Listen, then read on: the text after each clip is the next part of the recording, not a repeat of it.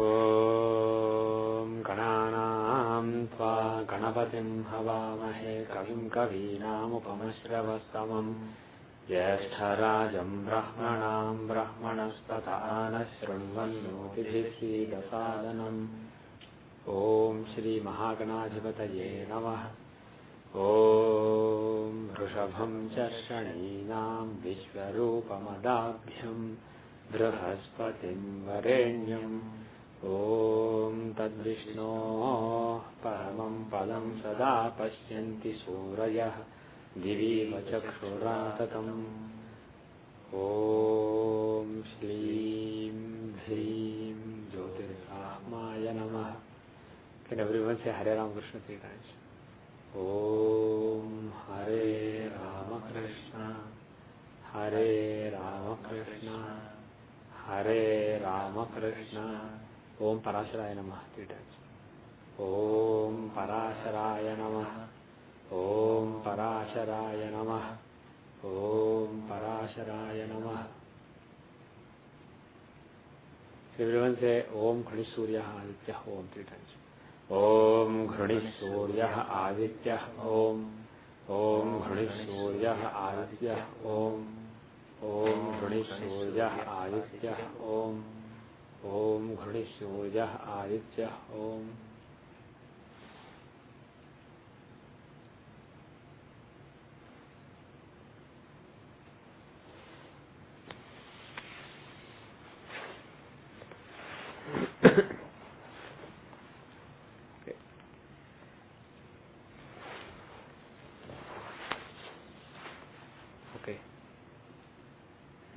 So, do you have a chart that you want to see? For a few more classes, we'll just see charts and then we'll go back to theory.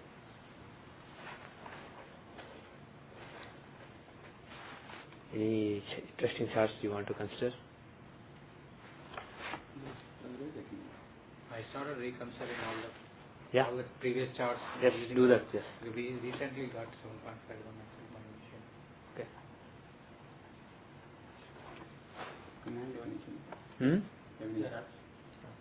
Okay, you go ahead, Jashu.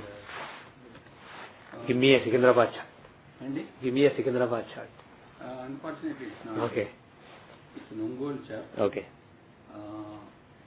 July 21, 1984. July 21, 1984. 11:30 a.m. 7:30 a.m. Ongole, India. Male or female? Female. Yeah. And some information, married on 26. One second. Ongole, India. Let me just save this first. Ongole, India. Save. How do you save it? Save it as Lenin. Huh? Lenin. Swati. Lenin. Swati Lenin. Swati Lenin.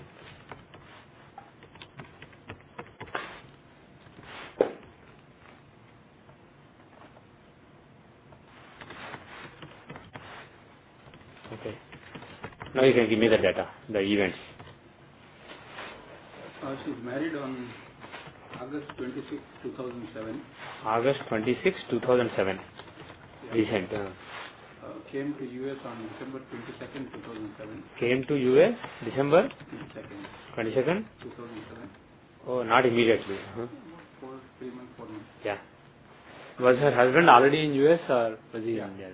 Husband was already here. I think they got married and she came 3 months after. So, okay, fine. Then? And her education is MCA in 2000, completed MCA 2008. Completed MCA 2008. Mid 2008 probably. Yeah. What she wants to know is... MCA is some kind of computer training, right? Master of Computer It is more Applications. towards Programming.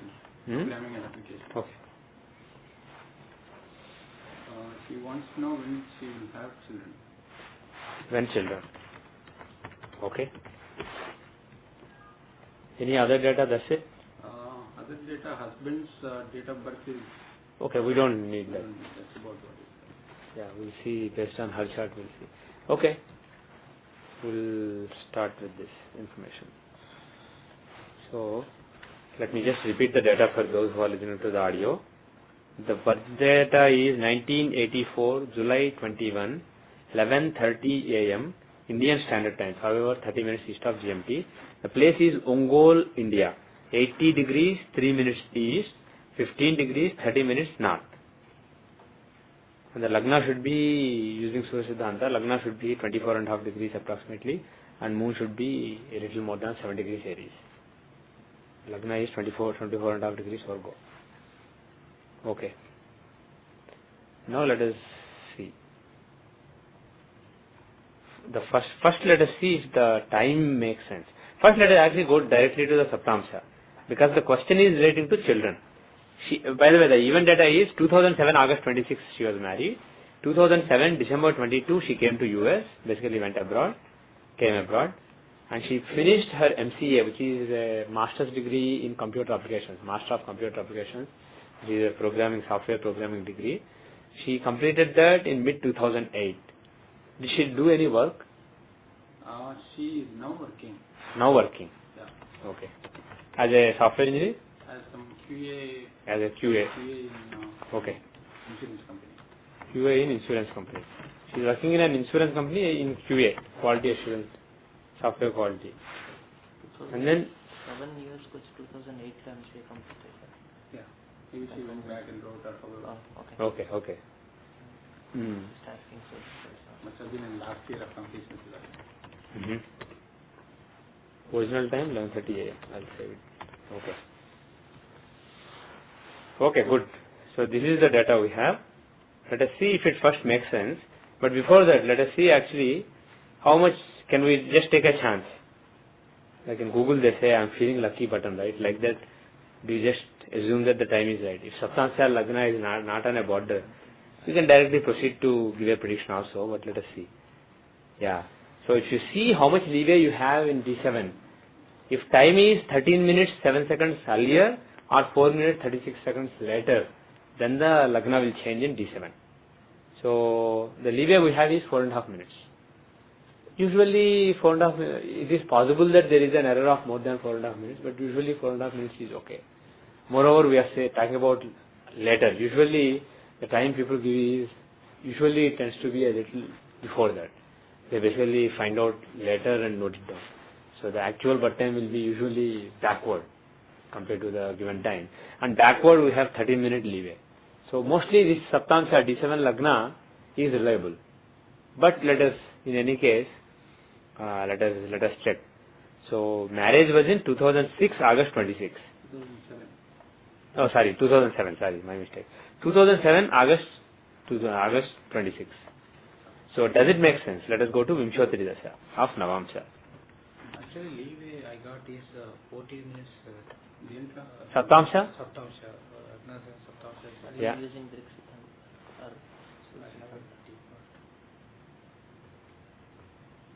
Click on this sun. There is a sun and telescope symbol on the next to print and next to data. There is a Surya Siddhanta? Yeah, that's right. Change it to Sri Surya Siddhanta. In the next window, Ainamsha will come. That also change to Sri Surya Siddhanta. Or better even, preferences related to calculations. Set calculation options as recommended by author. If you do that, all settings will be changed. Okay. Because Surya Siddhanta is not the default. Default is still Surya Siddhanta. Unless you say author's preferences.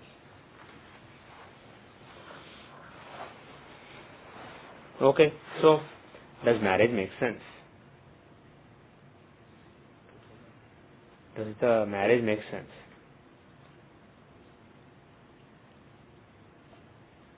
When marriage happened in Venus, 2007 August 26. they are taking Vimshottari of D9. Jupiter Mercury. Taking Vimshottari of D9. Yeah, Vimshottari of D9.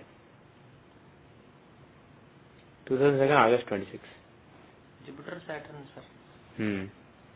Jupiter is the 8th lord. Okay, one second. Let everybody also see. So everybody got Jupiter Saturn as the Antardasha of marriage. Yes. Jupiter Mahadasha, Saturn Antardasha. That's when she got married. Right? Now, does it make sense? Is Jupiter a good planet or a bad planet for her marital life? For her Navamsha? He's a good planet in this case. 5th lord and 8th lord. Yeah? 8th lord is, look at 5th. Fifth Lord and Eighth Lord. So what is, let's strictly go by Parashara's guidelines. Is he a benefic or malefic? Fifth is benefic, eighth is benefic or malefic? Depends on this. Depends.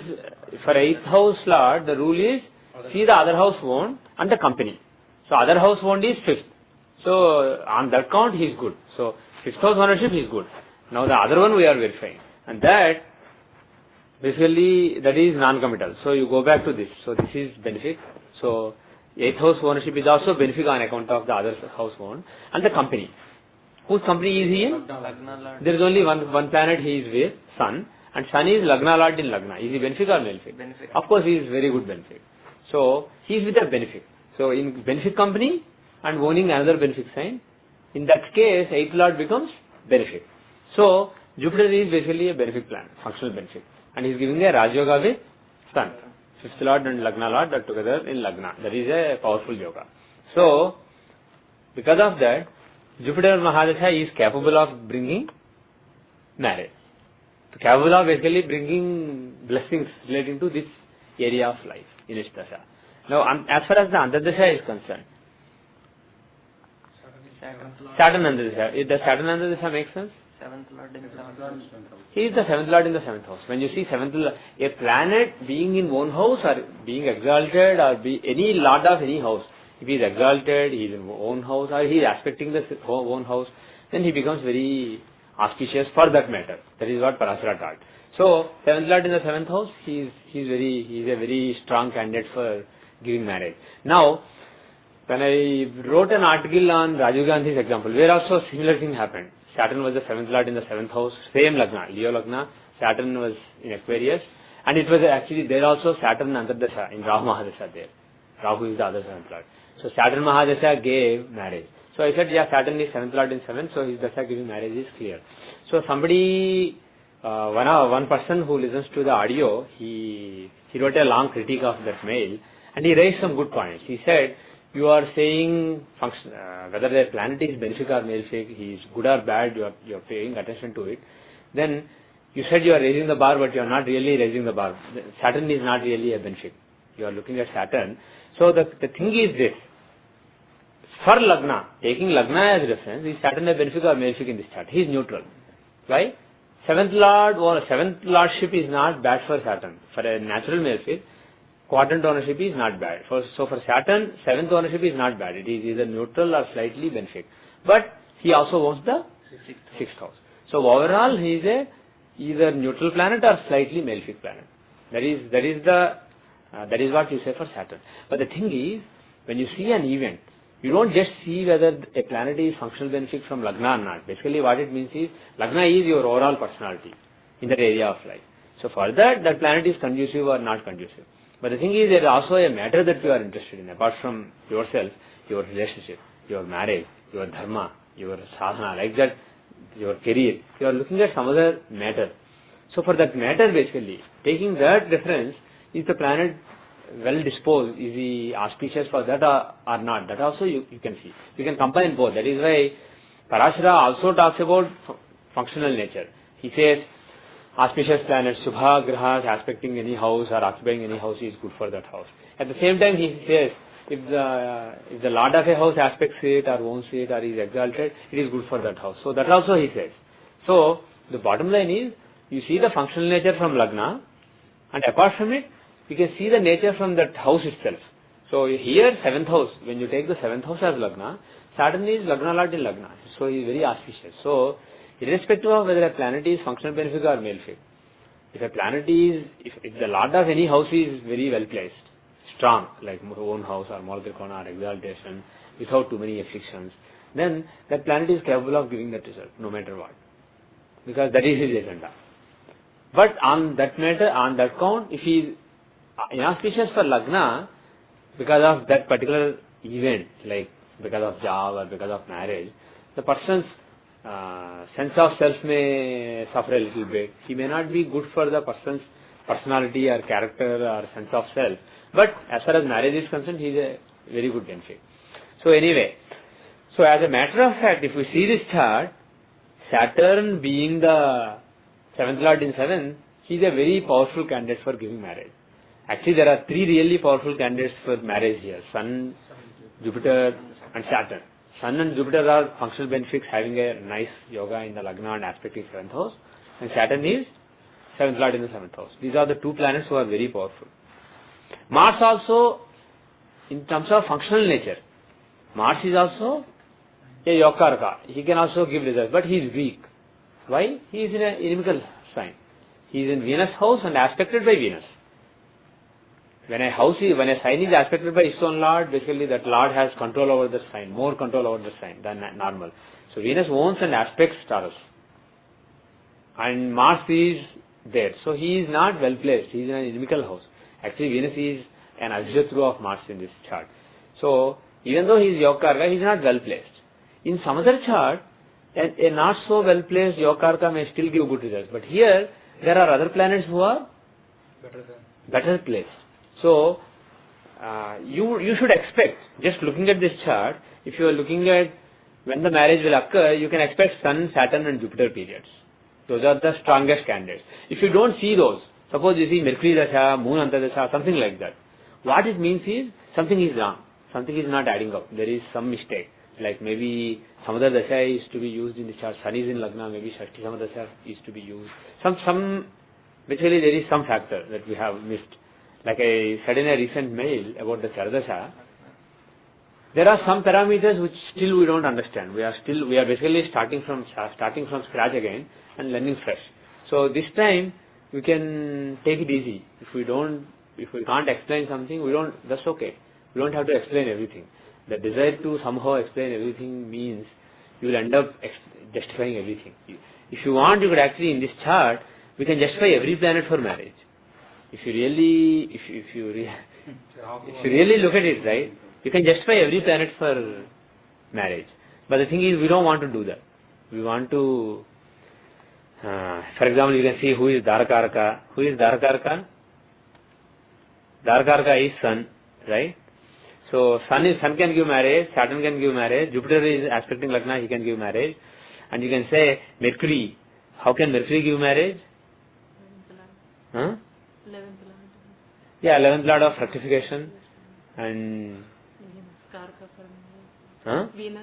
Venus is Karaka for marriage. And Mars is in the 7th house from Venus. And Moon is the 9th Lord from Venus. Taking Venus as Karaka, he is the 9th Lord. And also he is the 12th Lord from Lagna. And Upada is after all Arudha of 12th house. Like this basically, you see what, you get the drift. So, you can actually justify any, and Rahu of course, he is the 7th Lord. So, you could, In 9th house. Yeah, in 9th house. So he can give, 7th Lord in 9th house, he can give marriage. So like this, we could justify every planet. But the thing is, if we use very simple rule, if we say keep it simple, don't complicate things, keep it very simple and go by Parashara's simple guidelines, then Saturn, Sun, Jupiter, they dominate. And if you don't see them in the dashas, basically you will encounter maybe half the charts that you see, it will not be straightforward. Maybe 40% of the charts, it will be straightforward, like this, it will be straightforward. In the remaining charts, in half the charts, it will become straightforward if you play with the time. If you change the time maybe 3 minutes, it will become straightforward. Because this dasha is a little more sensitive compared to Rashi Vimshatri. It's 9 times more sensitive. So, you change the time by, let's say, approximate formula is, you remember the old formula? Let's say time is off by m minutes.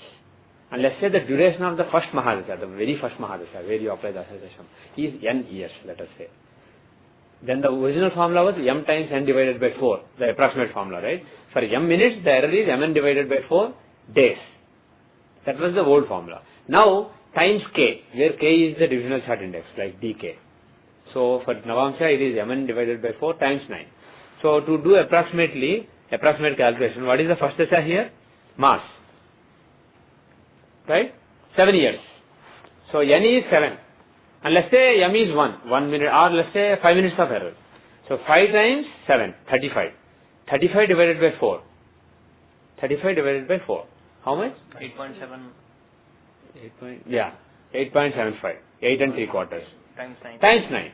8 and 3 quarters times 9 days. So 72 plus another approximately 3 quarters times 9 is approximately 6. Not approximately, exactly 6. So 78. So approximately 80 days. 70 days of error. If you change it by 5 minutes, there will be approximately 3 months Why did you take N as? Because M was the first dasha of this. M is the number of minutes of error in the birth data. Okay. N is the dasha years of the first dasha. Mass dasha is the beginning dasha. So 7, because that is where the dasha should be applied. So approximately for every 5 minutes of error, you can actually try. You can change the time by, see right now, Rahu dasha starts on November 6, 85 November 6. 85 November 6. Let's change the time to 35. So it will be for November 6, the date changes to February 13. August 26. So approximately like I said, this is 2.5 months. So our calculation was 78 days. So that was 78 days was 2 months and 18 days. So approximately that only. So that was a thumb rule basically. So anyway, let's go back to the original time. So when the Antardasha is on a border, let us say, if the event did not happen in the middle, here actually, 2007 November, the Antardasha changed to Mercury, right? 2007 August 26 was the marriage. So, if the time is off, this November could easily be August. So, it would have been Mercury Antardasha. For Jupiter Antardasha, the chance is very unlikely because it changes in 2005. So, for 2 years error, you need like 20 minutes of error in the birth time, which means Navamsa Lagna will change, everything will change. So, assuming that the Navamsa Lagna is correct, still Dasha dates could change. So, it could have been Mercury Antardasha, but the thing is, Mercury doesn't make sense. Mercury is the 2nd and 11th lord in the 8th house, in debility. He is not really a candidate for marriage. So, bottom line is, the error is not more than 5 minutes. The forward error is not more than 5 minutes. That's what you can conclude, because otherwise, Mercury Antardasha will be the Antardasha. But what I am saying is, suppose the original time given was 11:35. And suppose when you found, you found that the marriage happened a few days after Mercury Antardasha started. Then you can say, well, it could be Saturn Antardasha. So you can consider the previous or next Antardasha and you can rectify the time. So, in some cases it makes sense. In some cases you have to rectify the time to make it make sense. In some cases, even if you try 5 minutes this way or that way, it just doesn't make sense. That's because of some parameter that we don't understand, this dasha is not working. There is some variation or some other dasha that needs to be applied. So take it easy in those cases and say, sorry, I can't help you.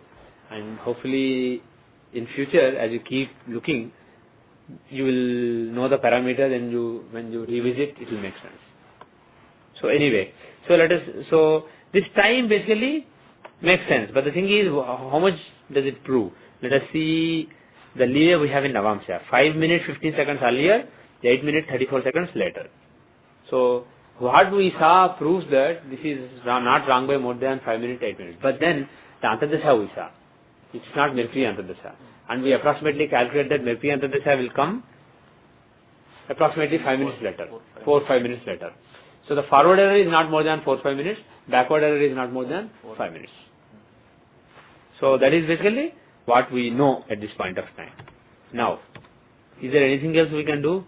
The marriage didn't occur suddenly, I asked her.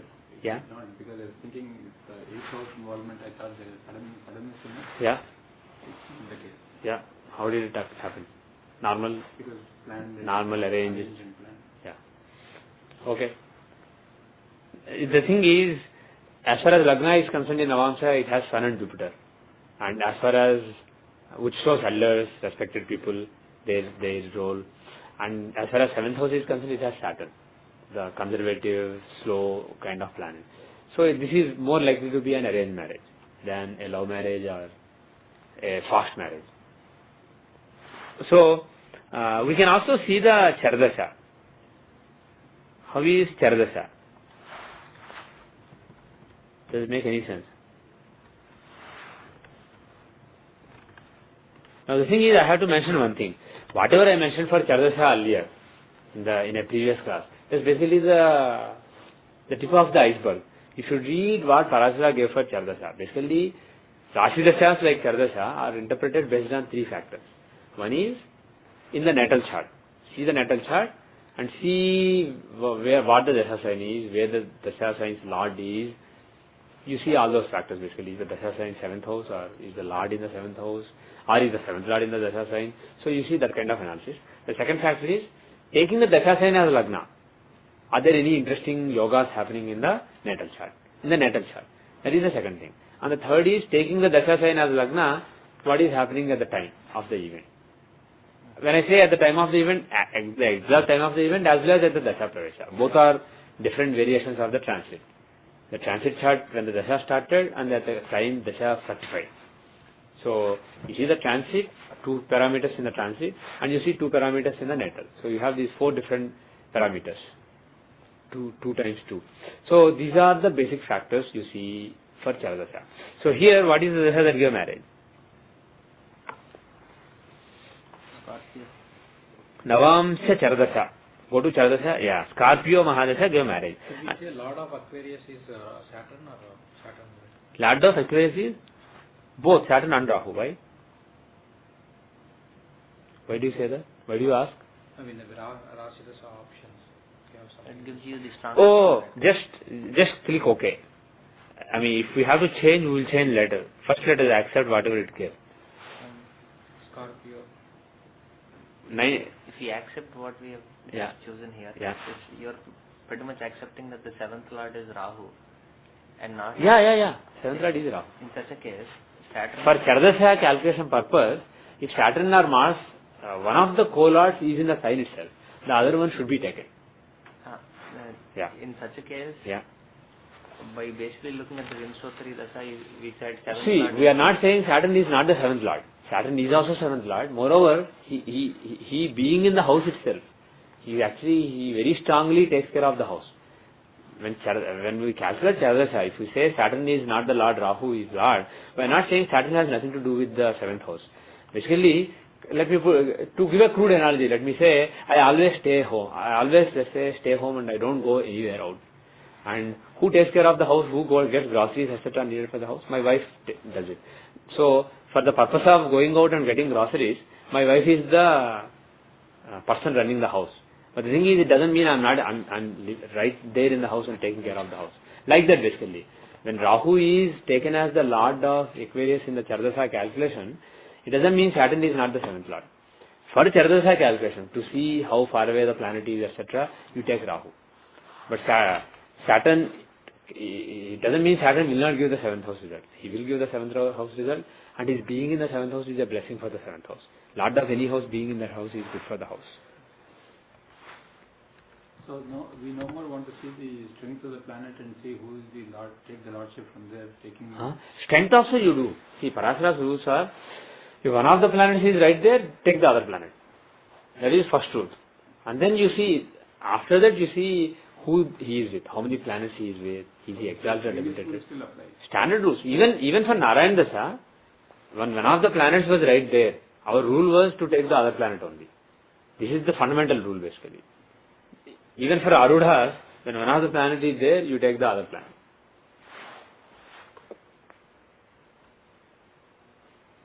The Scorpio. Basically kind of like, it's like a manager who's so deeply involved in a particular program that he's like one of the engineers. He's actually working on it.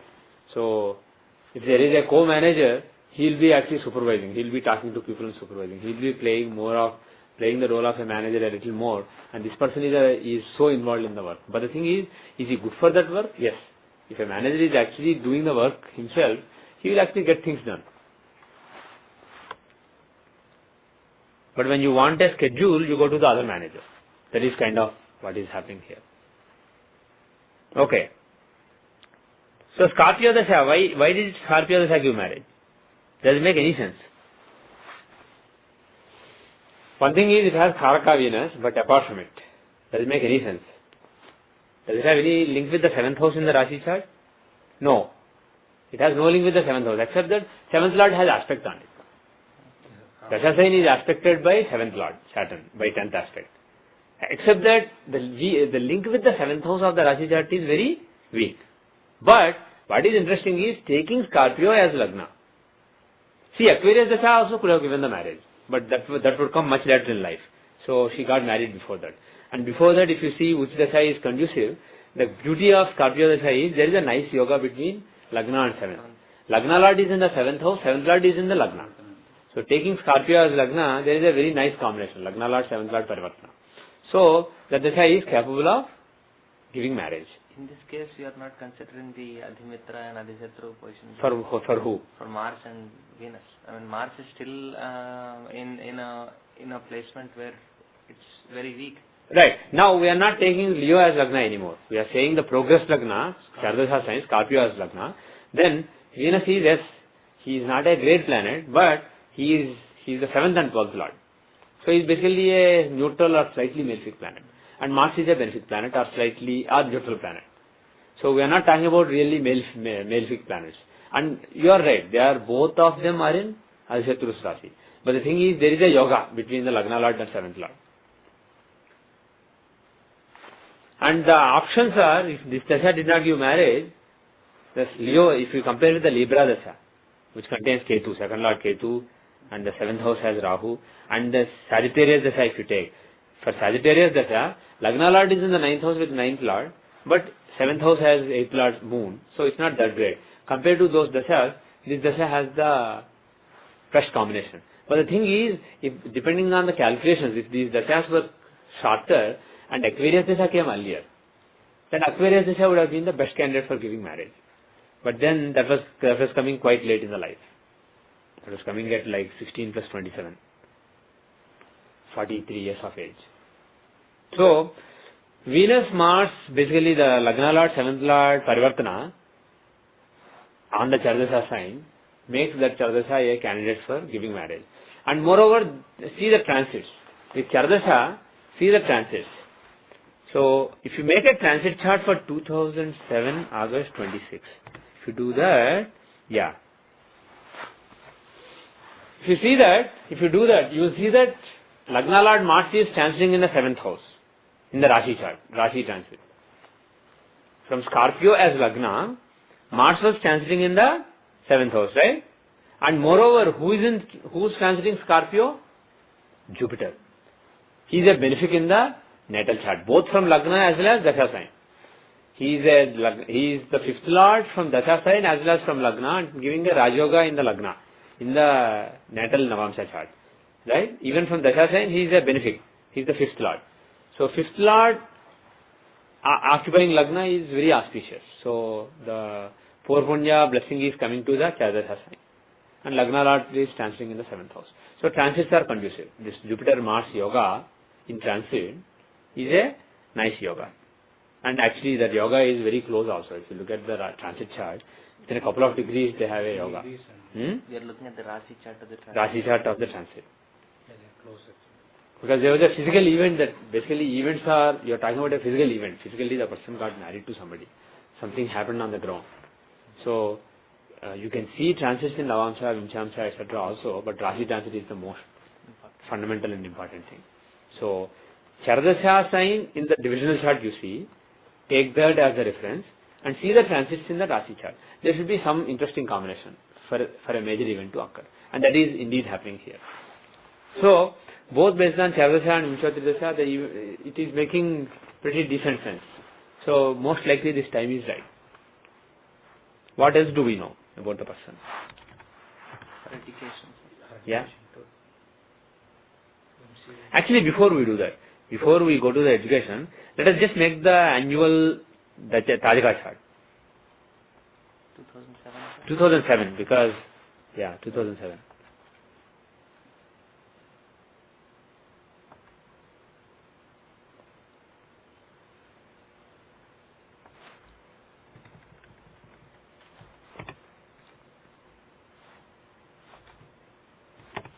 Right?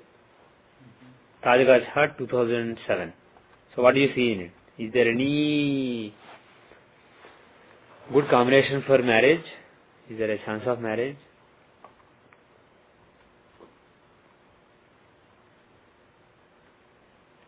Is there a chance of marriage in the chart? How is the Navamsha?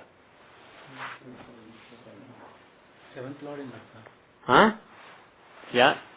When you say Tajika, you are taking the Tajika chart or Tajika sunrise chart? No, Tajika. Sunrise chart is irrelevant actually. That is not mentioned in any classic. Just Tajika chart. Sign Tajika chart. Right? You have the chart. It is cast on July 22, 2007 at 10:23 AM. Navamsa Lagna should be Pisces, right? Yeah. And it should have Mercury and Rahu in it. And Lagna Lord, now, to see the strength of any chart basically, you see who is in Lagna, are they good planets or bad planets, and how is the, what kind of yogas are they participating in, are benefics aspecting them, are malefics aspecting them. So these are the kind of things you see. Now, here, Mercury is debilitated, that's not good, he is weak, but he has Nichbhanga, and secondly, he is the fourth and seventh lord. Is he a benefic or malefic? Well, he is a neutral or malefic planet. He has Ubhay Kendras Vachadosha. He is a benefic, natural benefic who owns 2 Kendras. So that is bad. But taking the 7th house as reference, he is the 7th lord aspecting 7th house. He is the lord of the house of interest, of marriage. Right? And he is with Rahu. So Rahu is the 12th lord. 12th lord is neither benefic nor malefic. It is based on who he is with. Moreover, with Rahu, the rule is, it is based on what house he occupies and who he is with. So he is with Mercury. He is with a neutral planet in Lagna. So Rahu actually becomes benefic. So based on Parasa's guideline, Rahu is slightly benefic and Ketu is also benefic. And Mercury, so Mercury is not affected by malefic. Rahu and Ketu there are not really malefics affecting 7th lord. So 7th lord is in Lagna affecting 7th house and he is slightly benefic or neutral. He is not very malefic at least, and he is under benefic or neutral influence. Moreover, there is a yoga between Mercury and Ketu. Ketu is the 9th lord, right? 9th lord and 7th lord are in Samsartaka. So there is a yoga between Mercury and Ketu. Moreover, for a chart to be strong, the trine lords have to be strong. Whether they have something to do with the 7th lord or not, they have to be strong. Now, one trine lord Jupiter is in Moola Trikona. Lagna lord is in Moola Trikona. That is always a blessing for the chart. So this Navamsa basically gets elevated because of it. And the 5th and 9th lords, Mars and Moon, are together in the 9th house. That's a great blessing. The 5th lord and 9th lord are together. So though 5th lord is in Nicha, he has Nichbhanga, and he is with 9th lord. And 9th lord is in own sign. So this is very powerful. Lagna, all the 3 trine lords are very powerfully placed. And 7th lord is in Lagna and aspecting 7th house. So there is a pretty good chance that the person gets married during this year. And if you look at the compressed Vimshottari Dasha. And one more observation here. Yeah. That, on the Lagna, I noticed that it's on the Rahu Ketu axis. Yeah. Lagna being with Rahu. Yeah. The marriage even did not have any characteristic of a Rahu. Mm-hmm. As we now speak, since there is a positive angle, maybe that smoothen things out. Mm-hmm. There is not a Rahu characteristic in the marriage, like things happen, like it has to happen, and there is no fighting involved, there is no argument, there is nothing. Yeah. See, Rahu and Ketu are not malefics in this chart. They are not functional So malefics that will in this explain chart. why such event didn't occur. And moreover, in the natal chart, more than the Tajika chart, for that kind of things, you see the natal chart. Natal chart, 7th house, the 7th, even though Rahu is also the 7th lord, Saturn is right there, and Saturn will dominate as far as marriage is concerned. And Saturn and marriage will be very slow, disciplined, patient, probably arranged, and conservative. So, if you look at the Vimshottari Dasha compressed, right? So what I want you to do is go to preferences related to Dashas. Dasha seed settings for Tajika. In the pop-up menu in the Dasha window, click preferences related to Dashas. Dasha seed settings for Tajika. Uncheck the two. Can you repeat that again?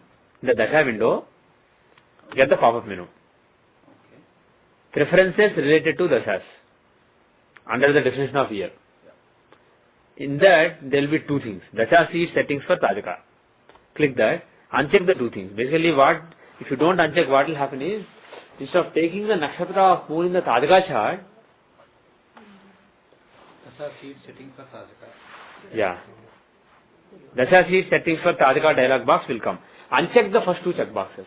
If you check the first one, what it will do is, it will take the moon star in the natal chart instead of Tajika chart. In the Tajika chart, moon may be in Uttarabhadra. In the natal chart, he may be in Purvabhadra.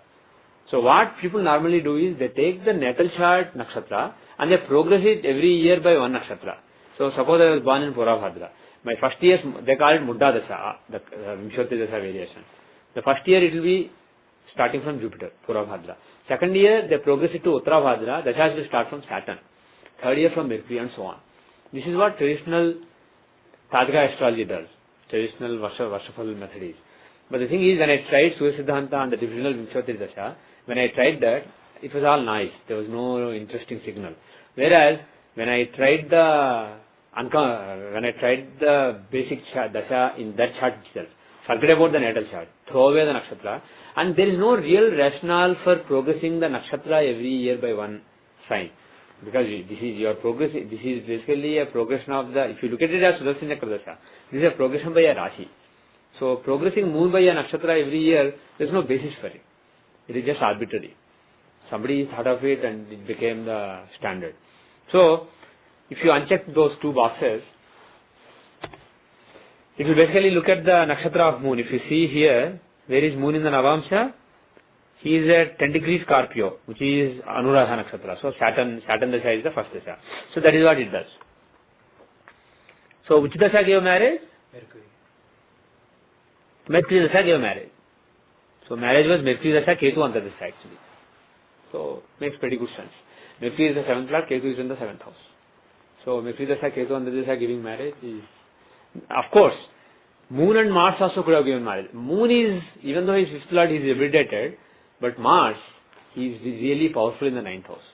Mars also could have given marriage. But the thing is, when the 7th house itself has a nice yoga involved in it, that itself may end up giving the event. It doesn't have to be a benefic. So, it was Mercury Ketu that gave the marriage. Okay? And by the way, Charadasha, if you see compressed, it may work in this case, but the thing is, in general, I haven't found it to work. When I find the Charadasha in the Navamsha chart, Charadasha of the relevant divisional chart, it didn't see. August 26th. Yeah, August 26th. If you start the Dasha from Pisces, it will be Aries Dasha. That doesn't really make any sense, right? Does it make any sense? If you make Charadasha of D9, all I am saying is it doesn't seem to give any consistent results. So Charadasha compression, I don't know how to do. I tried several different ways in which you can do. The Munta, right? You can do from Munta, basically the progress reference. You can do from the Lagna of the chart itself. You can do several things. But in none of the cases it is basically giving any kind of signal. It's only noise. So I suggest ignoring Charadasha in the divisional charts, or maybe you can try. Maybe I'm missing something. If you try, bottom line is try 30 charts, 30 events. So if you see some simple rule that is working in all the 30, then present it. We can consider it. But I tried for it. I did not find any interesting thing with the Charadasha. So some mistake is happening in the calculation. I tried the old style of taking 2 cycles and taking 120 years and compressing it to 1 year, or taking 2 cycles and compressing the 144 years to 1 year. I tried several options that I could logically conceive, but something is still amiss. But Vimshotri Dasha of the divisional chart, it seems to work in maybe half the cases. It seems to work reasonably well. So you can use that. So in this case, Aries gives the... Huh? Yeah, Aries doesn't really make sense for marriage, does it? No. I mean, in this case you can justify Mars is a functional malefic, Aries is owned by him. But the thing is, in general, I'm not convinced. Taking many cases, I don't have anything convincing, anything consistent. You would expect basically the Pisces Dasha or Virgo Dasha or Scorpio Dasha to give marriage in this chart. Maximum Sagittarius Dasha. Other Dashas don't really make sense. Right? Okay. What else? Should we go back to the references and change the thing back Change what back? in the calculation? Just leave it. Which calculations? In the Sajaka we Yeah, no, leave it. That will be better to use. unchecked with both. Unchecked both boxes, which means you are using the nakshatra of the Tajaka chart for finding the Vimshotri Dasha. That will work better.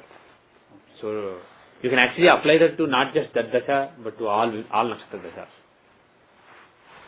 When you back up 1 minute on this. huh? In the Charadasha of D9, when you see this, Yeah. during the marriage event of 2007 August, I see it's a Taurus Dasha. Where did you get different? Here is August 29th. So you Once- right click again, you have to set this again. Here, right click, go to this one. Which one? There's the next one. You have to first click. Are you still looking at the Tadika chart, Chardasha? Yeah. Okay, that's the academic exercise, because I'm basically saying in Tadika chart, Chardasha doesn't seem to work. Okay. All right. So it's just an academic exercise. One click close to that. Okay. Because he set in the first Vimshottari window. Yeah. So you have to see reset again in the same. Okay.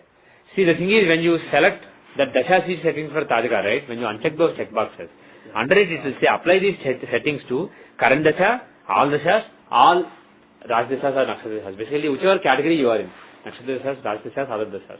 It will let you apply to all Dashas in that category, or to all Dashas altogether, or to just that Dasha.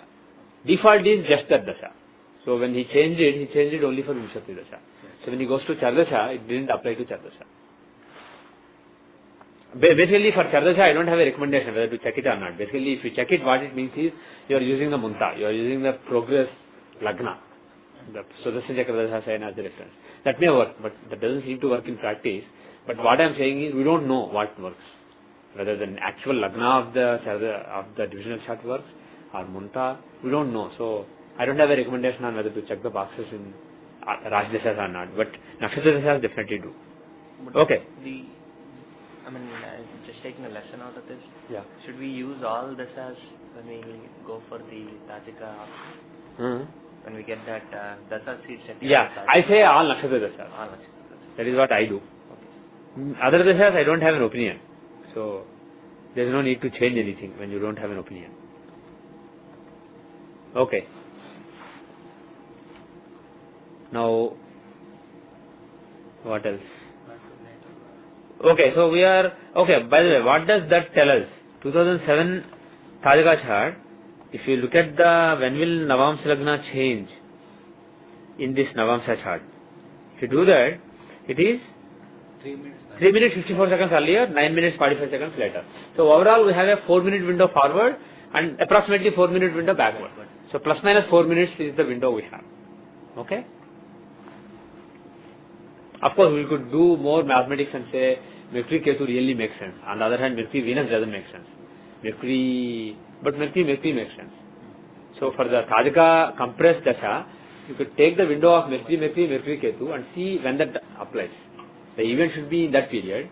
So if you basically move the time backward and forward and see when that changes, when it transitions to the previous Dasha, Saturn Dasha, or to the next Antardasha, Venus Antardasha, you can basically find a narrower window. That will probably be like a couple of minutes. That you can do, but we will leave the exercise. You see what I mean, right? Yeah. Because we are so convinced that Mercury Ketu is a very good candidate. On the other hand, Mercury Venus can give marriage. Though Venus is Karaka, he is 3rd and 8th Lord for God's sake, in the 2nd house. He has nothing to do with marriage in this chart. Same with Saturn. He is a malefic, 11th and 12th Lord in the 2nd house. So those planets don't give marriage. So you can basically rule that out. It has to be Mercury or Mercury Ketu, period. In that vicinity. In that vicinity of the Dashas. So, this Navamsa seems reasonable. Now, what is the next step? What are the other things that we know about this person? Her education. Yeah?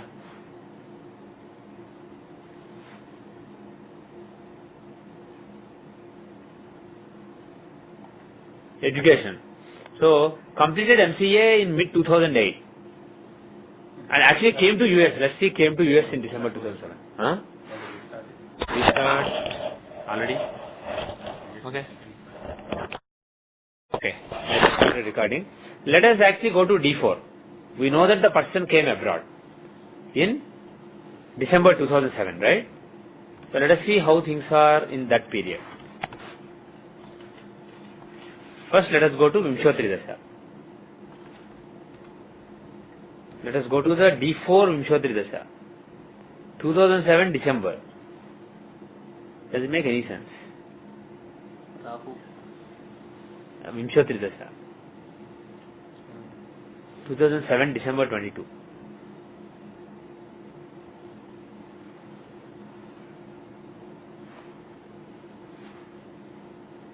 That is Rahu Dasha again. Rahu Dasha? We are looking at D4 Vinswatari. Oh, actually, no. D4 Yeah, one second. Rahu Dasha. Rahu. Rahu. Okay. Now, is Rahu a candidate for taking her abroad? Ninth Lord. He is the ninth lord and moreover he is Karaka. Moreover he is aspecting ninth house. Lord of any house aspecting that house is always auspicious, like we said earlier, right? So, ninth lord in third house of travel, aspecting ninth house. So, he is a very strong candidate. And his Antardasha itself gave the event, which makes pretty good sense.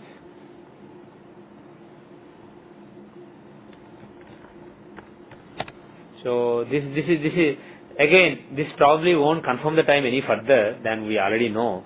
This means backward error is not more than 8 minutes 41 seconds, forward error is not more than 22 minutes.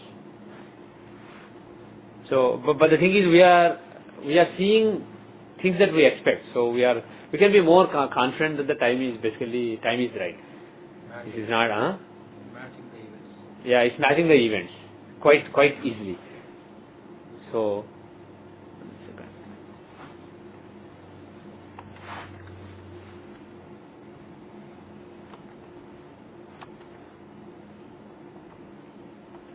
D24 will give us something. Yeah, D24 may actually give us something, but just take a second.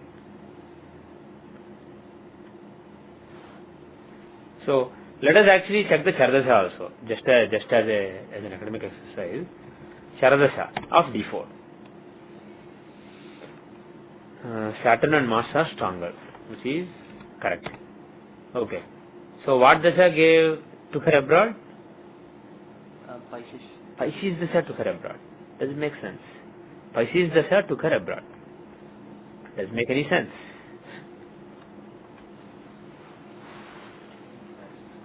Pisces Dasha taking her abroad, does it make sense?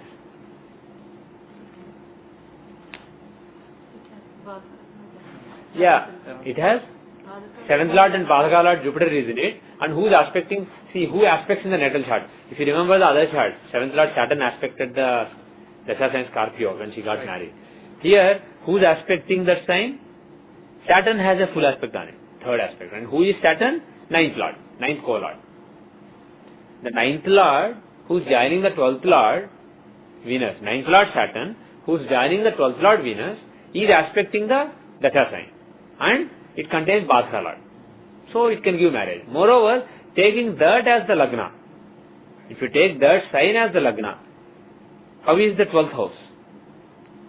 It contains the 9th Lord. Taking Pisces as Lagna, 9th Lord is in the 12th house. So both the ways there is a pretty decent likelihood of going abroad in the Dasha. Now how is the transit at that time? Make a transit on December 22, 2007. How is the transit? Taking Pisces as Lagna, taking Pisces as Lagna,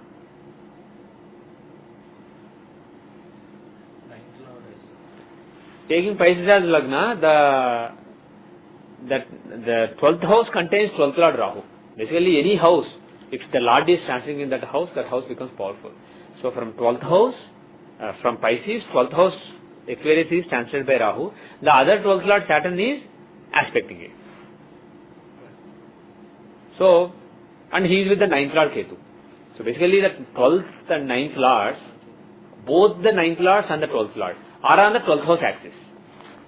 So the transit is very conducive to going abroad during that period, right? By the way, Charadasha, Antardashas, even though software shows certain Antardashas based on my reading of Parashara, there is nothing really consistent about them.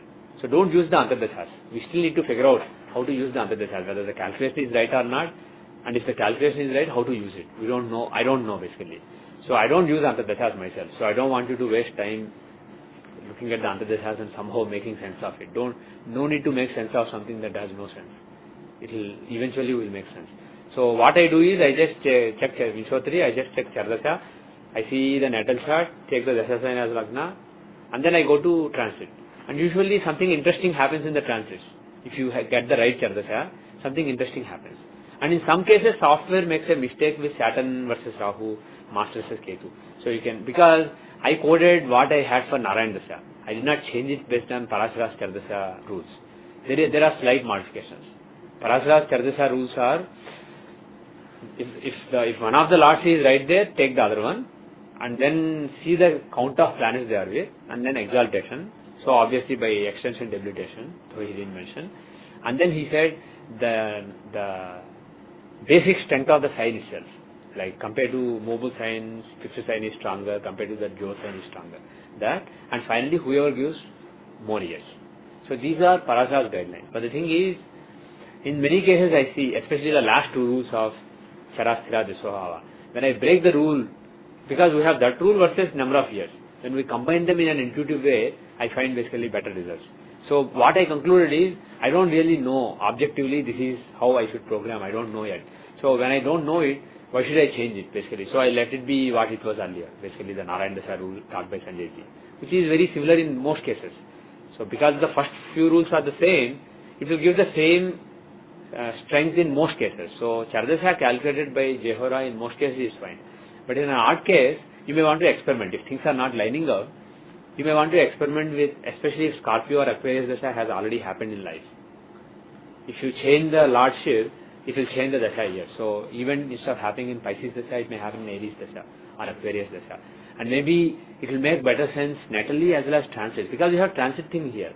Suppose we got, in this chart, instead of Pisces, let us say we got some other Dasha. Let us say we got, Libra Dasha. If you look at Libra, nothing really interesting is going on. You won't say, yeah, this makes sense. Like that basically. So because you have a verification in terms of the natal chart as well as the transit chart, if you have two alternative dashas based on two calculations, you can see which one makes more sense. So that is another factor. So keep that in mind when you work with Chardasa. You are looking at the Chardasa sign.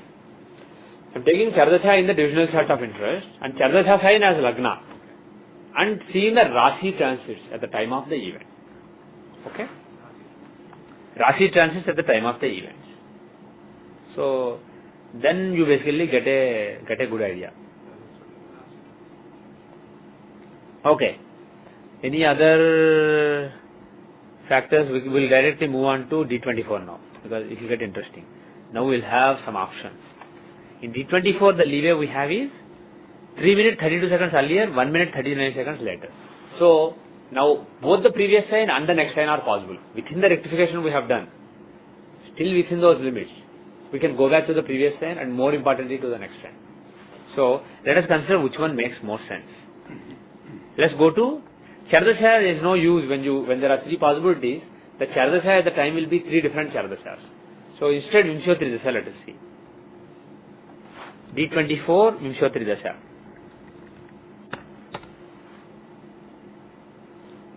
So when did she get MCA? She got a degree in mid 2008. May, June, July 2008, let us say. So let us say June 2008. D24 Vimshotri Dasha is that of? Rahu Dasha. Rahu is the second lord. Huh? Wait, 1 second. So Antardasha is that of? Moon. So Rahu Dasha, Moon Antardasha gave a degree basically. See, from the point of view of education, you can say education ended, death of education and all that. But the thing is, when you get a degree, you don't look at it as a death. You get it as, okay, my education has been certified now. So that is basically going forward in your life is basically a certification of your learning. So it is, if you don't get the degree, even if you went to college for 2 years, basically you will be considered as somebody who hasn't learnt anything. Basically that is seen as a sign of your learning. So it will, as far as your educational life is concerned, this is the certification of it, right? So it has to be a very positive event. Getting any degree, MCA or MBA or MS or BTech, it has to be a very important event in life, getting any degree. So it has to be a good dasha. Now taking this sign as Lagna, Aquarius as Lagna, is Rahu a good dasha or bad dasha? Is Lagna Lord Dasha? Well, his Lagna Lord, that way he is good, but strictly by Parashara's guidelines, is he benefic or malefic, tell me? Strictly by Parashara's rule. Parashara did not say ownership for Rahu Ketu. The ownership is, when you look at yogas, your ownership is taken. Even for Rahu, you take the ownership into account when you take yogas. But to see his basic nature, you see the company He is with and where he is in the third house. With who? Third and 10th Lord. And the 10th Lord. Ketu is 10th Lord. So bottom line is malefic, clear malefic. Third and 10th Lord is 10th house is Lordship is neutral or slightly benefic. Third house is malefic. So overall Mars is a malefic. So he is with malefic. So Rahu is a malefic planet. And how about Moon, whose Antardasha gave the economic, gave the degree? Is the 6th Lord in the 12th house. Well, he is giving Viparita Raja Yoga. 6th Lord in 12th is not bad. But bottom line is he is not a great benefic. He is just a malefic planet. why we are saying moon or why sun, right? One? 2008. 2008, mid 2008 means Yeah, that will be Moon Antardasha. 2008 October is the moon starting. No, 2008 January. Okay, are you using 360 Tithi years? That's what I recommend with the Vimshottari Dasha. So go to definition of years in Dashas, year with 360 Tithis.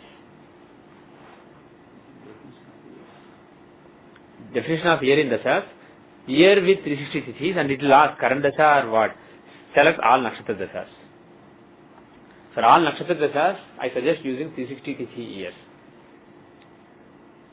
It was basically selected based on experimentation. This seems to work better, especially for young people like 10 years, 15 year age people, it makes no difference. But when you are looking at somebody who's having important events in life at 40 years, 45 years of age, 350, this has 354 days in a year. So 10 days difference compared to the solar year. So 10 days per year. So if you take somebody who's 30 years old, you're talking about a difference of almost a year. So all Antardashas, everything will be changed by a year. So experimentally, I found this to be superior. And logically, we cannot really say which is the correct definition of year.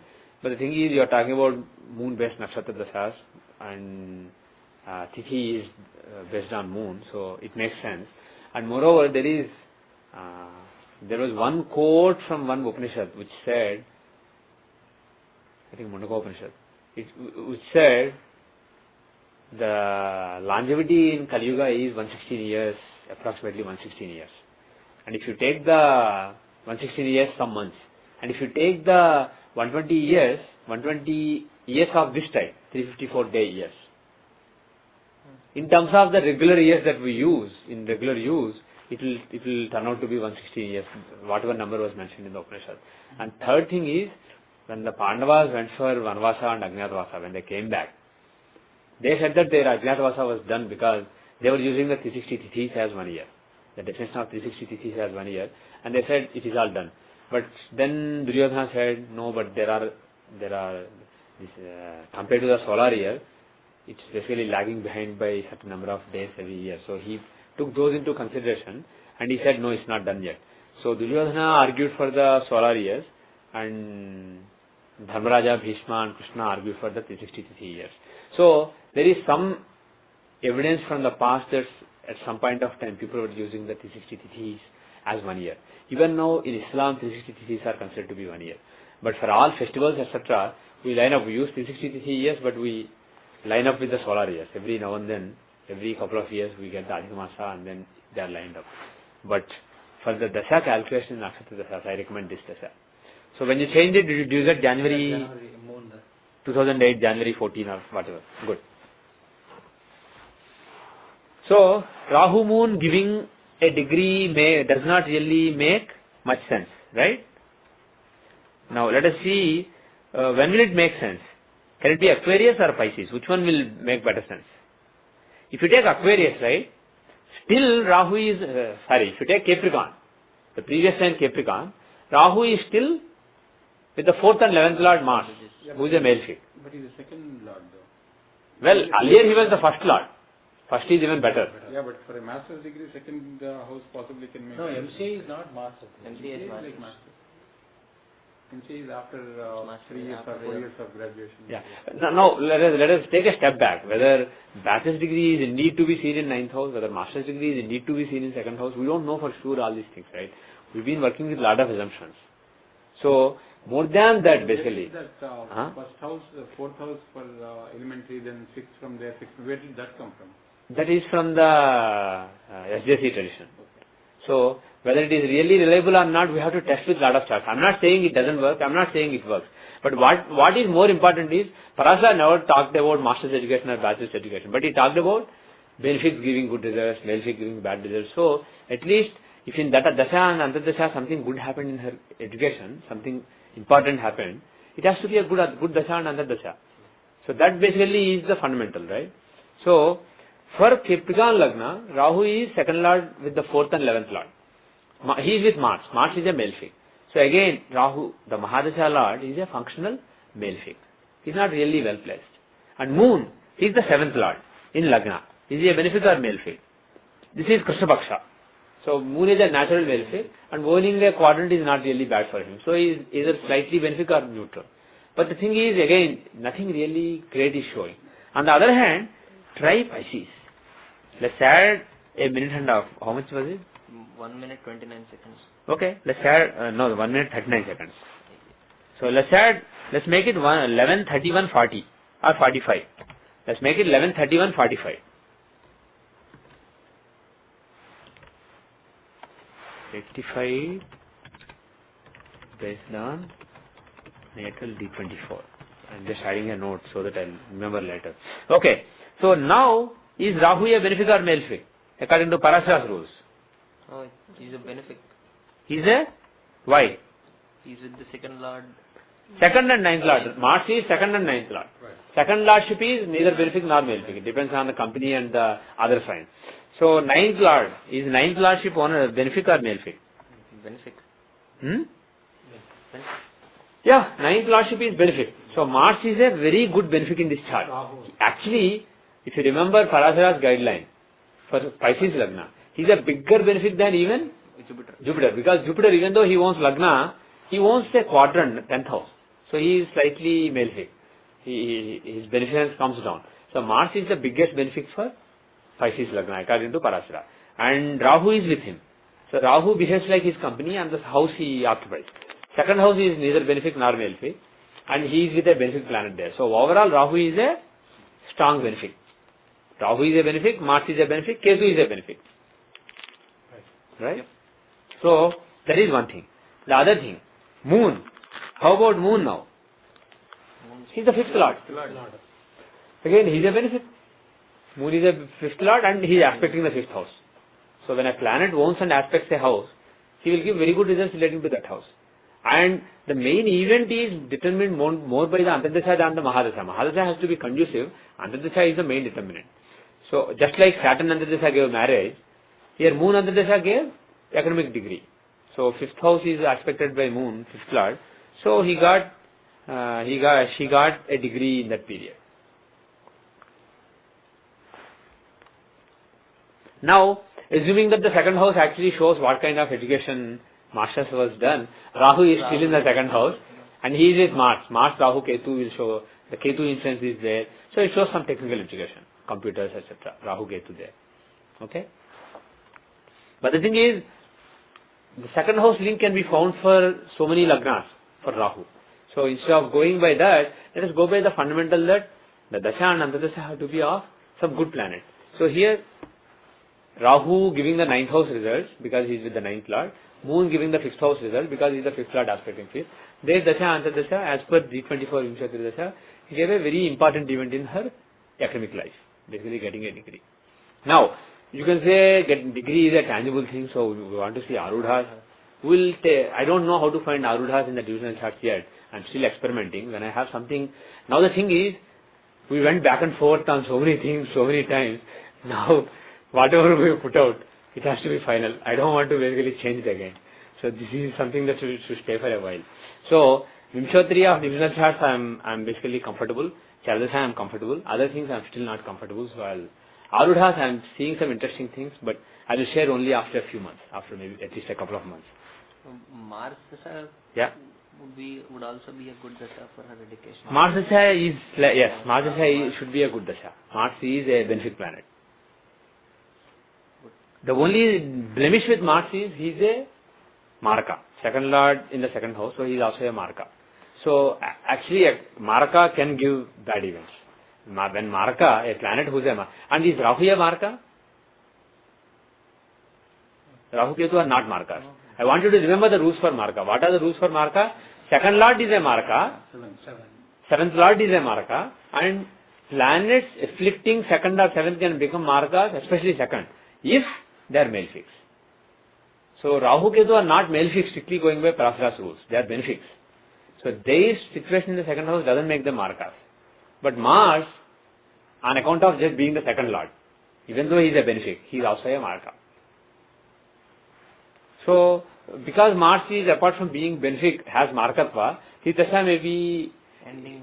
It is a good dasha, but it may also have some problems. But Rahu is a very good dasha. Now, let us go to D7. So, by the way, what does this mean?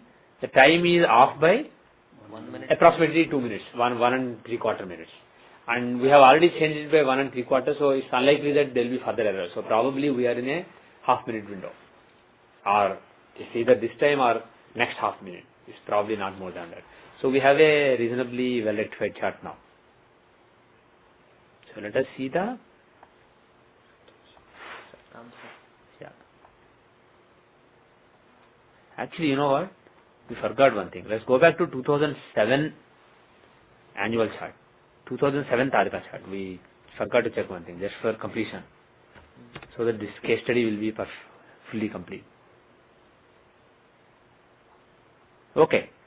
So, 2007 December 22 she went abroad. We justified it based on Chavdasha and transit with Chavdasha, right? From Pisces Dasha, Rahu was in the 9th house, 12th house. And then we saw based on the D4 Vimshotri Dasha, which happened to be Rahu, 9th Lord, aspecting 9. Now, Tadika annual chart, let us see. Is there anything interesting happening in the Tadika annual chart? What's it done, sir? No, D4. D4, see, D4. This was going abroad with husband.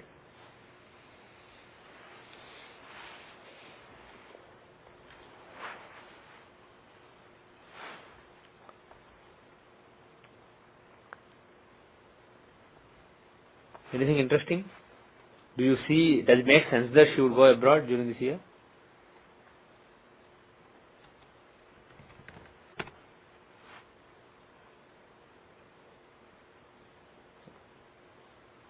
Huh?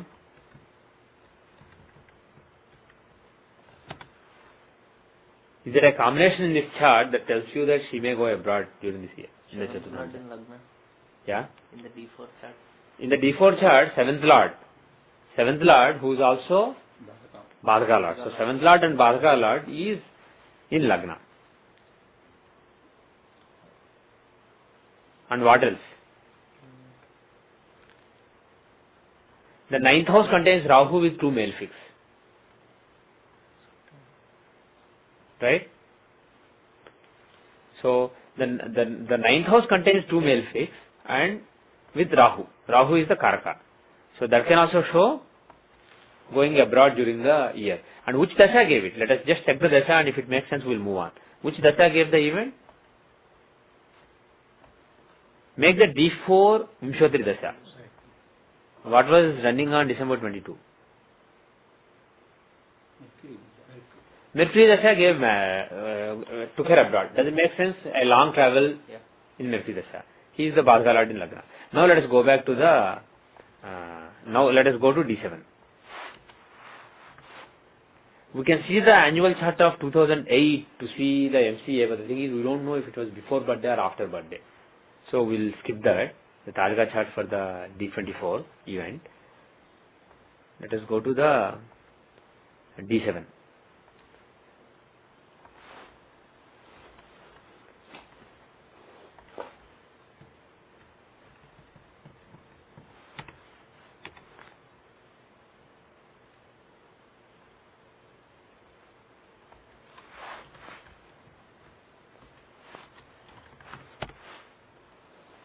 Okay, so how is the D7?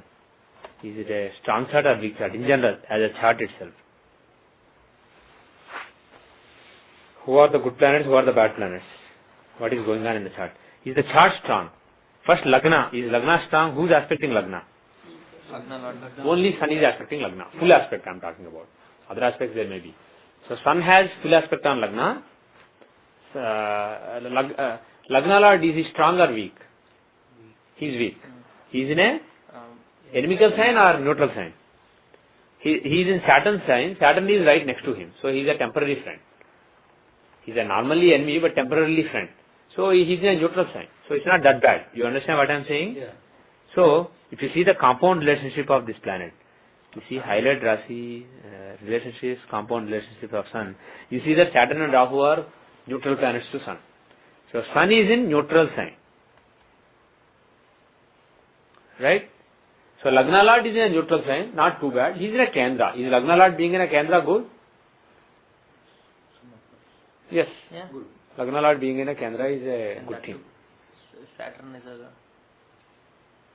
Sun is a cruel graha. So? I mean, his seventh lord, his being in the seventh lord is actually. No, that is for lordship, Seventh lord. not for placement. As far as placement is concerned, for a Kruragraha, 3, 6, 11 would have been better, not 7. So that way it's not good. But for Lagna Lord, being in a Kendra or Kona is a good placement. So as Lagna Lord, he is well placed and he is aspecting Lagna. So he will bless the Lagna. And secondly, how are the trine lords? Basically, Lagna and trines, those are the ones that are good, that are the blessings. So, how is the 5th Lord and 9th Lord? 5th Lord is in own sign. 5th Lord, Jupiter, is in own sign. Is he a benefic or malefic? Is more towards the benefic side. Why more towards benefic? 5th lordship, benefic. 8th lordship is a benefic or malefic based on the other sign and company. He has no company. So, Is benefic. he is benefic. He is basically, he is a clear benefic. Now, Mars, Ninth lord and ninth. Yogaraka, moreover, he is in Mulatrikona. 9th Lord and Yogaraka Mars, he is in Mulatrikona. The, Yeah? He is with Venus. Hmm? But he is with Venus. 10th Lord. Yeah? Yes, he is with Venus. He is with an enemy, but he is also the 10th Lord. So, Ninth. there is a Dharmakarmadhipati yoga, but according to Parasara, it's not such a great yoga. Why? Because Venus is a functional malefic for a Leo Lagna. So for Leo Lagna, he said Mars Venus yoga is not Raj Yoga. In other words, I mean, it is a Raj Yoga, but it's not that powerful. It's basically a yoga between a Yogaraka and a functional malefic. So Venus is not that good, but Mars by himself is good. And Mars will dominate there because it is his own side. So Mars is a good planet, Sun is a good planet, Jupiter is a good planet. How about Saturn? In the sixth house. Yeah? Yeah.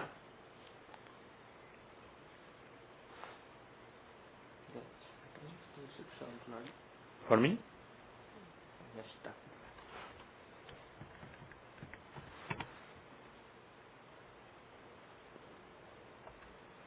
Yeah.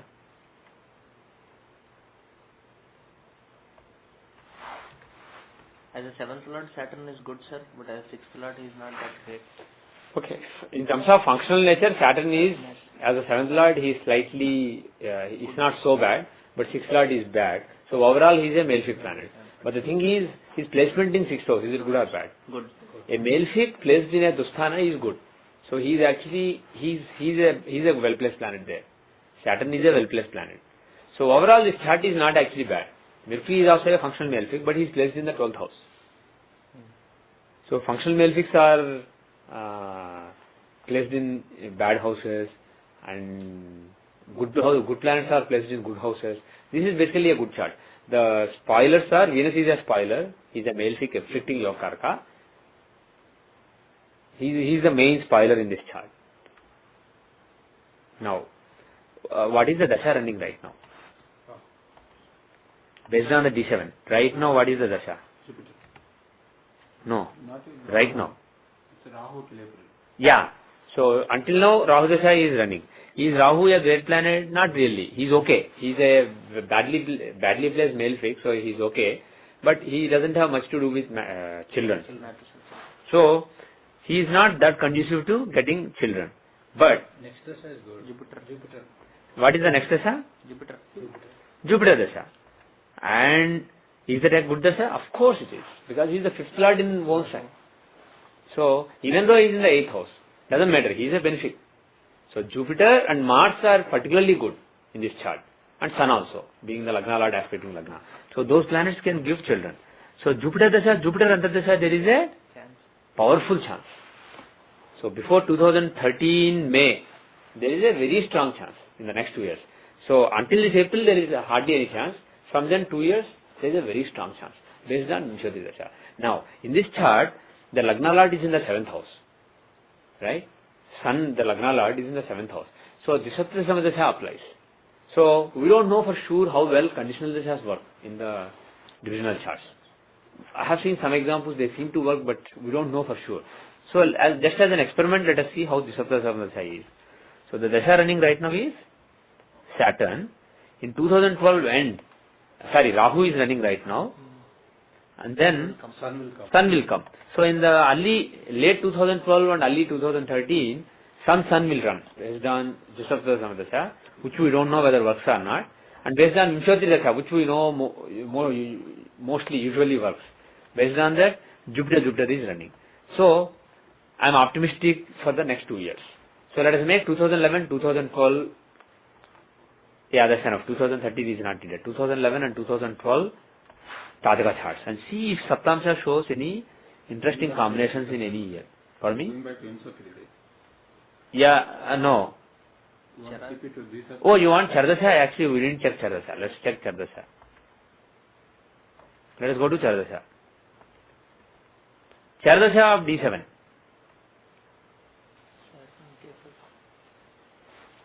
Chardasha of D7. What is the Dasha running right now? Capricorn Dasha is running right now and it's not ending anytime soon. Now. 2020. Yeah, so it's a long Dasha. Can that Dasha give children? Can Capricorn Dasha give children? Does it have any potential for giving children? What do you think? If we take Capricorn of First of all, does Capricorn have anything to do with the 5th house? Not really. Capricorn doesn't really have anything to do with the 5th house. Then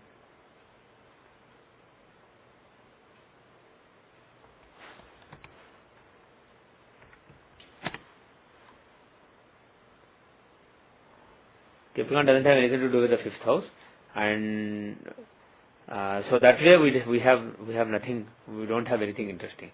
But taking Capricorn as Lagna, are there any indications of childbirth during this Dasha? Taking Capricorn as Lagna, are there any indications? Is there anything interesting?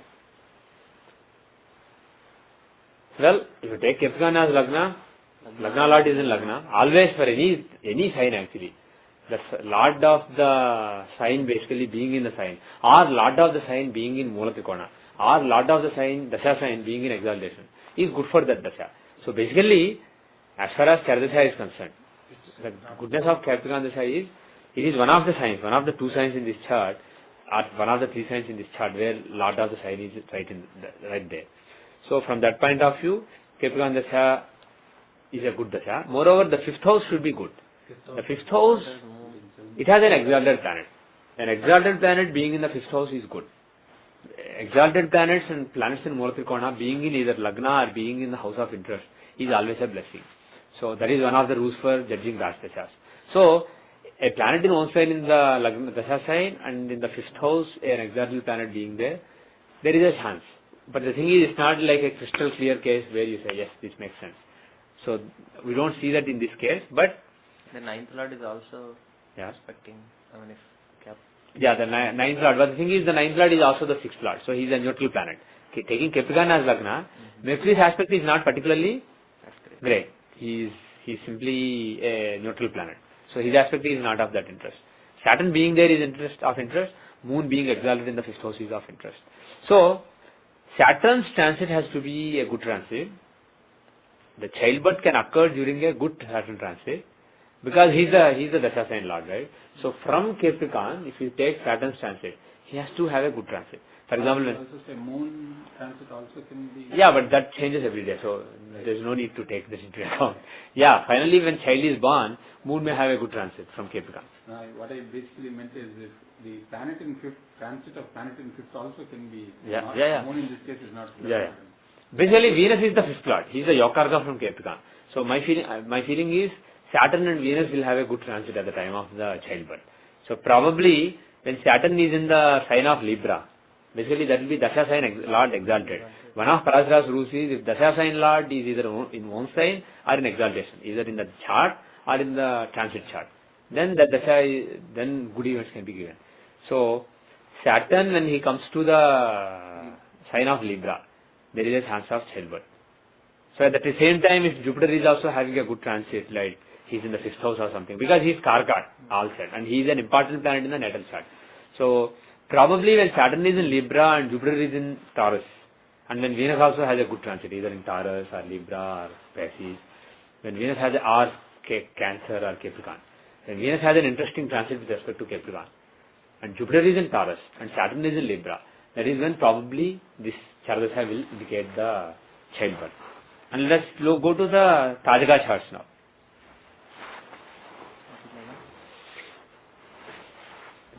Can you repeat again? Why did you say Libra? Because Dasha sign's Lord, his exaltation or his own sign transit is good. Oh, he's exalted. Either exalted or Mulatrikona or own sign. These three are always mentioned in BPHS, right? So if the Dasha sign Lord is in one of these three states, either in the Dasha transit, either in the natal chart or in the transit chart. That is good. Here in the natal chart he is. In the Saptamsha itself, he is in own sign. At the time of the transit in the Rashi chart, if he is in Libra. Of course, had he been in Capricorn also, would be good. But we are talking about the next 2-3 years, based on the Vimshottari. So we are saying Libra. Compared to Virgo, Libra is a better candidate for giving children.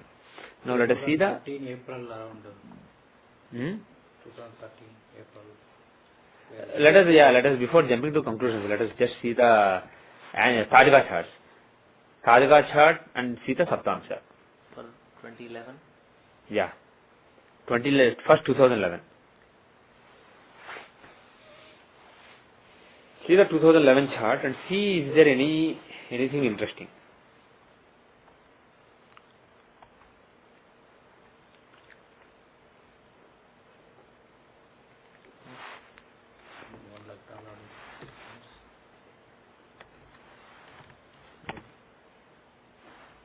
In the Tajika also we have to see with respect to the Dasha sign, right sir? With respect to the what do you mean? What Dasha sign? With the Dasha sign in Charadasha, which is running in Charadasha. No, forget about Charadasha now. For Tajika, I said with Tajika I don't know how to use Charadasha. Just use Tajika chart, natal chart, not natal. The plain Saptamsha and see the Vimshottari Dasha. Compressed Vimshottari Dasha. So Vimshottari Dasha we'll see later. If we see that this year is basically a good year, then we can see. We can try to see whether which Dasha can give a child during this year. So, first of all, how much leeway do we have? We have enough leeway, right? 13 minutes and 4.5 minutes. Good Dasha. Okay? So, 13 minutes backward or 4.5 minutes later, the Lagna will change in the Saptamsha, in the Tajika chart Saptamsha of 2011-2012. So, let us say this Lagna is accurate. How is this chart? Is Lagna blessed? Jupiter is in Lagna, exalted, but is he a benefic or malefic? He is a neutral planet, 6th and 9th Lord. He is a neutral planet. So a neutral planet is exalted in the Lagna, but he is Karaka of children, and Mercury is in Lagna. Is he benefic or malefic? Clear malefic. So two malefics are, one malefic and one neutral planet are in Lagna, one of them in exaltation. Okay, not really that interesting. Saturn, he is a neutral or slightly benefic planet because he is the 7th and 8th Lord. 8th is non-committal, 7th is either neutral or slightly benefic. Basically, Parashara's guideline is it's not malefic for Saturn, 7th house ownership. So overall, he is either slightly benefic or neutral, and he is in the 12th house. So he is okay. He is not really showing anything great, right? Venus, he is a malefic in the 6th house. He is a 4th and 11th Lord, malefic in the 6th house. He is okay. He is for a malefic, being in a bad house is good. So he is well placed, but again he is not really showing childbirth. He is not showing great blessing, any blessing in the chart. Now, Sun and Moon. Sun and Moon are in the 8th house. Lagna Lord, Moon in the 8th house is not that good. And Sun, the 2nd Lord in the 8th house is also not that good. For 2nd Lord, you see the company. He is with Moon. Moon is benefic, being the Lagna Lord. So Sun is a benefic. Both sun and moon are benefics in this chart, functional benefics. But they are in the 8th house. They don't have much to do with the 5th house, and they are not really well placed. They are in the 8th house. So they are average placed or slightly badly placed, functional benefics. So they can't give children. Moon in Manakaraka Sthana doesn't make Yes, moon is in Manakaraka Sthana. So Lagna Lord is weak. He is in an inimical sign and in Manakaraka Sthana. So Lagna Lord is weak, but he is a benefic. Sun is also benefic and he is also not that strong. He is also in inimical sign. So Sun and Moon are unlikely to give children. Venus is unlikely to give children. Saturn is unlikely to give children. Mercury and Mars, Mercury and Jupiter may give, being the 9th Lord in Lagna exalted, but not so strong. He may give.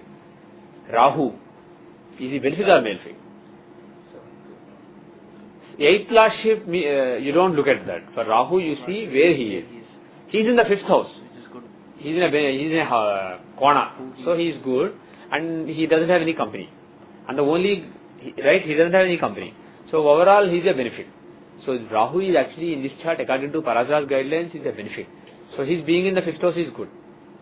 And more importantly, his dispositor Mars is aspecting him.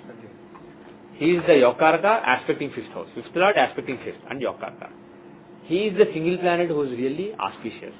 So if you see the D7 Vishwatri Dasha, Mars Dasha will run in 2012 April 17 to May 9. So in the April-May time period of next year, there is a chance. There is a strong chance because this Mars is so powerful. Yokaraka, when he is aspecting his own sign. Moreover, he is not only Yokaraka, he is aspecting 5th house. He owns and aspects 5th house of children. So, given that, he is a very powerful planet. And in the natal Rashi chart also, if I remember, he was Yokaraka. Well placed Yokaraka. Right? So the same planet who was a Yokaraka in the natal Rashi chart and he was in the 9th house, he happens to be well placed in this chart also. He is in the house of fructification. So, Mars Dasha is a strong candidate, which is in the next year. Yes. Yes, go ahead. Thing to state here. Yeah. The chart was given to me about 6 months back. Yeah. Unfortunately, I got to them only about 2-3 months back and said sometime before 2013. Yeah. Yesterday, or day before yesterday, they confirmed to me saying that they conceived and maybe in the next, it's like 3rd month now. Oh, okay. So it's like they are looking at sometime like Next 6 months, I see. the 3rd month of February, March, and sometime like August, September. Sometime like September. They may be looking at, I don't know what dates are, sometime Yeah, August, September of 2011. I see. That means it has to be Saturn or Rahu have to make sense. Yeah.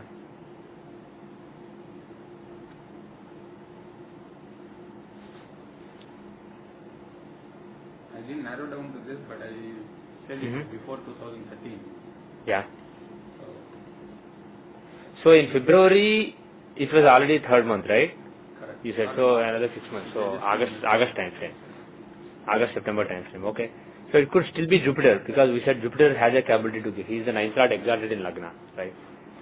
So it could be Jupiter Dasha based on the D7 Vishwatri Dasha. Jupiter and the last two, Mars and Rahu.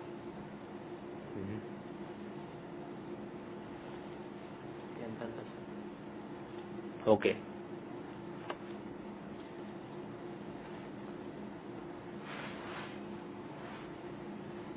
And okay, in that case, let us actually see how the transits are. In the August time frame,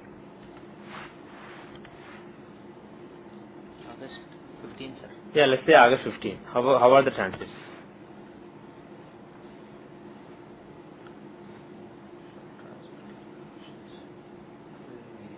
From the Chardasha side. Yeah.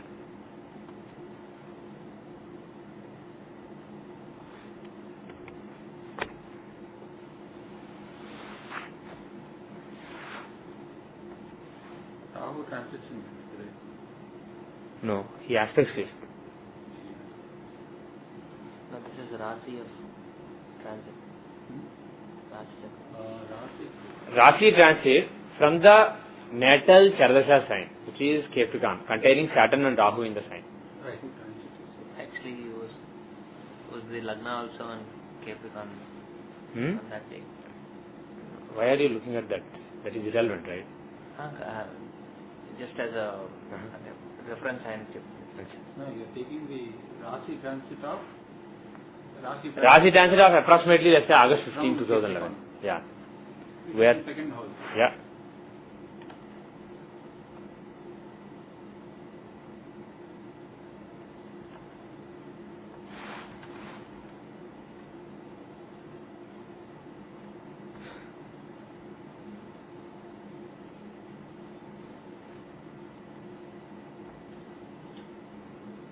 Okay. So, based on the Rasi transit, how are the Rasi transits on August 15?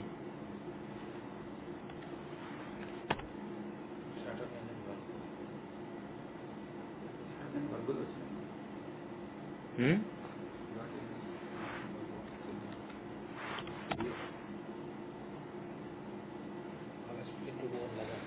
So, yeah, Saturn is in Virgo. So, Lagna Lord, we earlier said Lagna Lord in exaltation is good. He is not in exaltation, but taking Capricorn as Lagna, Lagna Lord is transiting in the 9th house. He is transiting in a trine. So, Saturn's transit is good, and the others we don't really know. So, when the childbirth occurs, if you basically give us the date, we will see where Venus is, where other planets are. But Saturn as such, he is in the 9th house. The Dasha sign Lord is transiting in a trine from the Dasha sign. And we don't know where Rahu Ketu will be. If it happens in August, Rahu will be in the 11th house, aspecting the 5th house. Because in the Dasha sign, in the natal chart, Rahu is in the Dasha sign. Along with Saturn, Rahu is in the Dasha sign, and he is considered to be a benefic from Capricorn. So he is a benefic in the Dasha sign in the natal chart, natal D7. So if he is aspecting the 5th house, that would make sense. But actually I was just checking one thing. See, compared to next year's chart, just make this year's Tajika chart. We were looking at 2011 Tajika chart, right? And we saw what are the conducive factors. Mars is aspecting 5th house, that is a conducive factor. Jupiter is exalted, but he is not that. He is also a malefic, we said. Look at this year's Tajika chart.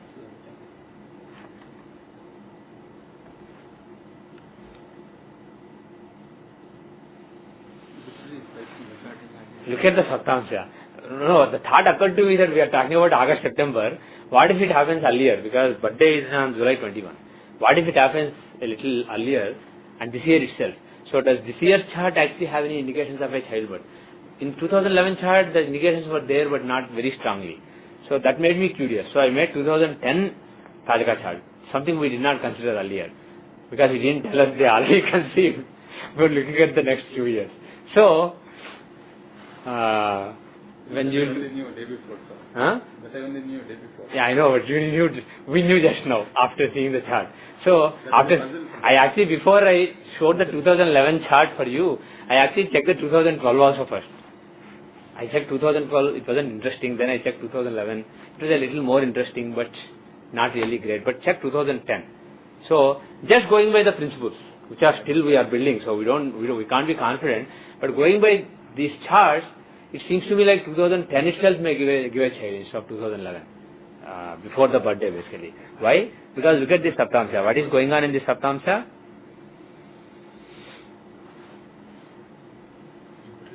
Is the chart strong now? Very strong. Powerful. Why? Jupiter, Mars, Parivartana plus Jupiter in the Lagna Lord, 5th Lord are exchanging and they are good friends. They are friends. Lagna Lord Jupiter is, Lagna Lord Mars is in 5th house, 5th Lord Jupiter is in Lagna. Very powerful yoga between them. Right? And so both the Lagna and 5th Lord are very powerful. And what about the 9th Lord? He is in the 11th house. Either good or bad. Well, that's good. 11th house is good for everybody. So 9th Lord is well placed in 11th house. So 9th Lord is strong. And so this chart is very powerful.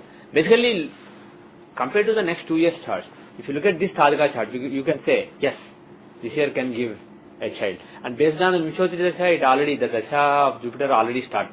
is starting in April. So after April it can happen any time. It will still be Jupiter. So this year has a stronger chance. So my guess would be even before the next year's Tajika chart starts, which is basically July 22. Even before July 22, 2011, the delivery may occur. It may occur a little premature. Or the actual date may be the date you estimated, right? 3 months. It may be 3.5. It may be a wrong estimate, basically. The actual date itself may be July, at the end of July. It may not be September, for all you know. So, or it may occur a little earlier. So my guess is, it is this chart, this year itself it may occur. This question is in the male or female? Huh? Again, all those rules we have to reevaluate, but let's go back to the natal chart then. If you go back to the natal chart, Lagna is Leo, a male sign, so based on our standard rules, the first issue will be from Sagittarius. And Sagittarius Lord Jupiter is alone, he is in Pisces. Pisces shows male child, right, and Jupiter shows male child, and he is without anybody.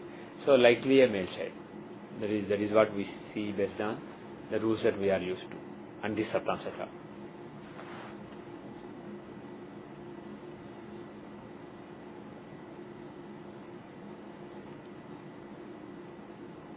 Okay.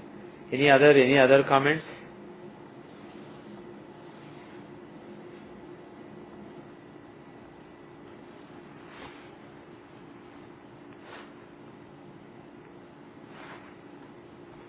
Anything that you can suggest, any propitiation from the point of view of childbirth to make the childbirth smooth?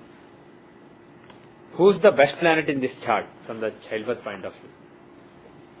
Well, Jupiter's Vishwatita Dasha is going to start soon. So Jupiter will be a good candidate, and Mars is Yokarka in this Saptamsa, right? In the natal Saptamsa. So either Mars or Jupiter you can suggest. But you are going to look at from D7 or from D7. propitiation, you will always suggest from Rashi or what? No. Individual division chart. So in this D7, Jupiter is the fifth lord. His Dasha is running now. He is going to run from April. So I suggest Jupiter. So, for example, Sai Baba, Dakshinamurti, Shiva. So worshipping of Shiva is a good idea for child. Any comments you want to make on the chart?